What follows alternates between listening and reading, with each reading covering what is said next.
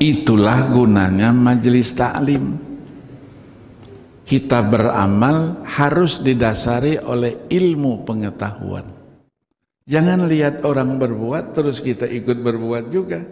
Yang model begini ini, kata Ibnu Ruslan, a'maluhu mardudatun la tuqbalu. Amalnya ditolak, tidak diterima. Ikut-ikutan tanpa ilmu pengetahuan. Maka gunanya disinilah majelis ilmu. Kita ingin mengetahui seluk-beluk daripada amal ibadah yang kita lakukan, ada dasar-dasarnya, ada ilmunya, supaya ada nilainya di sisi Allah Subhanahu wa ta'ala. Kenapa kita hitung-hitung pahalanya? Iya, apakah ibadah ini sama dengan matematika? Tidak. Pahala itu memotivasi kita. Litasji' kata ulama. Memotivasi kita. Kita bukan mencari pahala. Ikhlaskan dulu karena Allah. Pahala itu urusannya Allah Subhanahu wa ta'ala. Ada dulu murid saya. Murid saya ini kebetulan dia baru beramal lah gitu istilahnya. Sampai pensiun tidak pernah sholat, tidak pernah puasa, apalagi haji, apalagi zakat. Tapi karena hidayahnya Allah itu, begitu dia pensiun, banting setir. Dia ingin jadi orang baik. Maka selalu dia ngaji, puasanya, takut puasanya ndak ini, setiap hari dia puasa. Sholat, semua sholat sunat dia kerjakan. Pada satu hari, dia nanya, Ustadz katanya, ada sama ustadznya, Ustadz katanya, betul enggak pahala pada tempat-tempat tertentu itu lebih besar dibandingkan dengan tempat yang lain? Kata ustadznya, betul. Itu janji dari Rasulullah. Apa contohnya Ustadz? Ustadznya terus cerita, siapa yang sholat di Masjidil Haram, pahalanya lebih utama dari 100.000 kali sholat di tempat yang lain. Satu kali sholat di Madinah Al-Munawwarah itu afdalu min alfi sholatin fima siwah. Lebih dari 1.000 kali pahalanya sholat di tempat lain. Kalau begitu, saya ini paling tidak, kalau balik saya 13 tahun, berarti saya 47 tahun tidak pernah sholat. Kalau dihitung 15 tahun, 45 tahun saya tidak sholat. Bagaimana menggantinya ini Ustaz?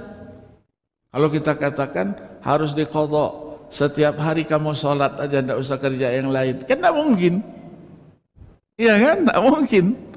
Sholat terusnya sampai meninggal juga, tidak habis juga. Oh saya mau itu. Diambillah langkahnya. Ya, langkahnya. Karena duitnya banyak, kesempatannya ada. Kata Ustadz itu banyak-banyak umroh lah. Umroh terus dia. Sebulan 2 kali, kadang-kadang 3 kali. Duit banyak. Dihitunglah. Diambil paket yang 9 hari itu kan. Iya, 7 hari perjalanan, 1-2 harinya apa lagi itu. 7 hari dia, 5 hari dia di Mekah, 2 hari dia di Madinah. 5 hari, 5 kali 5, 25 kali 100.000. 2 hari di Madinah, 2 kali 5, 10 kali 1.000. Alhamdulillah Ustaz katanya, saya sudah umroh ini 8 kali. Jadi tinggal 1 kali, 2 kali lagi, insya Allah selesailah Ustaz kata. Ini cara menghitung ya. Karena ternyata dia insinyur, suka ngitung-ngitung itu. Apakah ibadah bisa kita hitung dengan matematika seperti itu? Tidak. Itu janji Allah, bonus yang Allah akan janjikan kita akan menerimanya di sisinya pada waktu hari kiamat nanti. Kita umroh Ramadan, orang rame-rame umroh Ramadan. Karena satu kali umroh di bulan Ramadan itu ta'dilu hajjah, sama dengan haji satu kali. Saya wudhu dari rumah, kemudian saya pergi ke Masjid Quba di Madinah. Sampai di Masjid Quba, saya sholat 2 rakaat. Sholat 2 rakaat saya itu sama dengan satu kali haji umroh saya. Sama dengan sekali umroh. Jadi kalau begitu orang-orang di Madinah tidak perlu umroh. Wudhu saja dari rumah, sholat dia di Masjid Quba, dapat umroh. Bukan begitu maksudnya. Iya kan? Bukan begitu maksudnya. Kita disuruh apa? Fastabiqul khairat. Berlomba-lombalah untuk mencari kebaikan. Tidak perlu kita hitung, kita catat. Ya, kalau saya dari subuh, saya iktikaf di masjid di rumah, saya tidak batalkan wudhu saya sampai dengan terbit matahari. Saya sholat isyraq terbit matahari. Saya sholat kemudian sholat duha. Sholat duha itu, ya, jangan dipahami rakaat duha ta'dilu hajjah kata. 2 rakaat sholat duha sama dengan sekali satu haji. Sekali kita haji. Jangan kita pikirkan yang itu hitung-hitung gila kita dengan pahala. Biarkan saja kita kerja, kita serahkan kepada Allah. Ya Allah, aku sudah berbuat. Sudah dengan ilmu aku kerjakan. Terimalah amal ibadahku.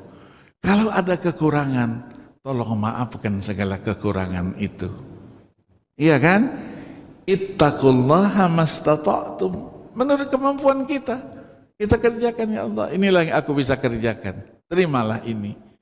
Aku tidak bisa bekerja lebih daripada itu.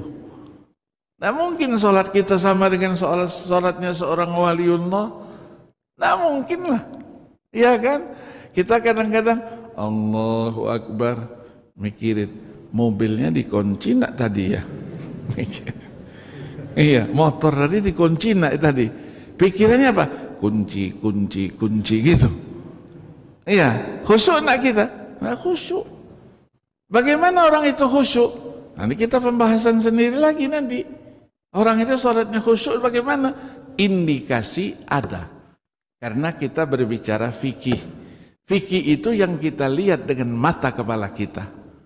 Tapi ketika kita berbicara hati, wallahu a'lam. Nggak tahu kita. Si A ini ikhlas nak niatnya. Wallahu a'lam.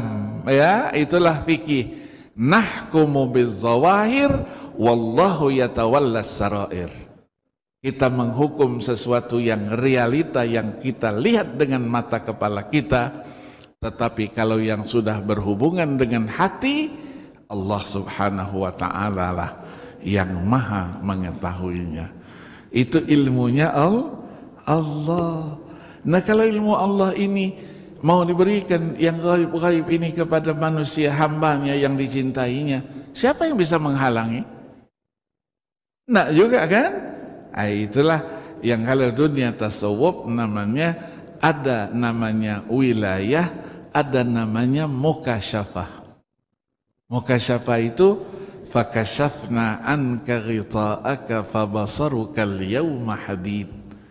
Jadi kalau sudah Allah buka tutupnya, dia terbuka, siapa yang bisa menghalangi itu semuanya? Allah berikan mukasyafah. Ya, kita ke rumah seorang waliullah, wali betulan nih, bukan wali murid. Nih ya, kita mau ngadu sama dia. Kita belum cerita, baru duduk kita. Bapak ini begini katanya. Kata orang itu, saya belum cerita Ustadz. Pak Kiai saya sudah tahu semuanya. Ilmunya Allah Subhanahu wa Ta'ala. Ya, tapi bukan ilmunya syaitan. Ada juga yang bisa nerka-nerka itu karena dia punya setan. Kawannya setan terus. Ya, diterka-terkalah gitu. Ya, dia cari informasi dulu dari orang lain, siapa ini orang ini. Dia ceritakan, hebat ya Ustadz itu ya. Yang sekarang selalu jadi perdebatan kan, tampilannya bukan Ustadz, ngakunya Ustadz. Ya, orang kadang-kadang percaya dengan Ustadz yang model begitu itu dari Ustadz yang memang sebenarnya hebat itu dia. Belajarnya di mana? Nggak tahu kita asal belajarnya. Gurunya siapa? Nggak tahu kita. Ya, ini hati-hati yang model begini nih, banyak sekarang model Ustadz yang model begitu itu kan. Ya, ngakunya dia Ustadz. Sekarang banyak orang yang ngakunya waliullah juga. Ya, wali itu bukan waliullah, wali murid, wali setan itu namanya. Iya, orang yang waliullah itu pasti ibadahnya beda dari yang lain. Tapi orang yang tidak pernah sholat, orang sholat dia tidak sholat, terus wali dia, tidak mungkin lah. Ya, kata Imam Qushairi, jangan engkau percayai seseorang yang tidak pernah sholat, tidak pernah kelihatan ibadahnya, ya yang biasanya, walaupun dia terbang ke langit. Jangan engkau percayai itu. Ya, ini kan rahasia ya, rahasia. Tapi kita melihat dari satu kenyataan, ya satu kenyataan. Tidak pernah sholat ngakunya wali. Wali apa itu? Tidak pernah belajar ngakunya kiai. Tidak pernah belajar dengan orang yang bisa dipercaya keilmuannya, kemudian dia mengaku dialah yang paling hebat ilmunya. Tidak mungkin. Ya, kita ini masih di dunia. Dunia ini masih berusaha. Kalau sudah di akhirat, lain lagi nanti. Ya, kita mau makan apa? Makan buah jeruk, makan buah apel. Usaha dulu. Jangan langsung saya mau apel-apelnya ada di sini.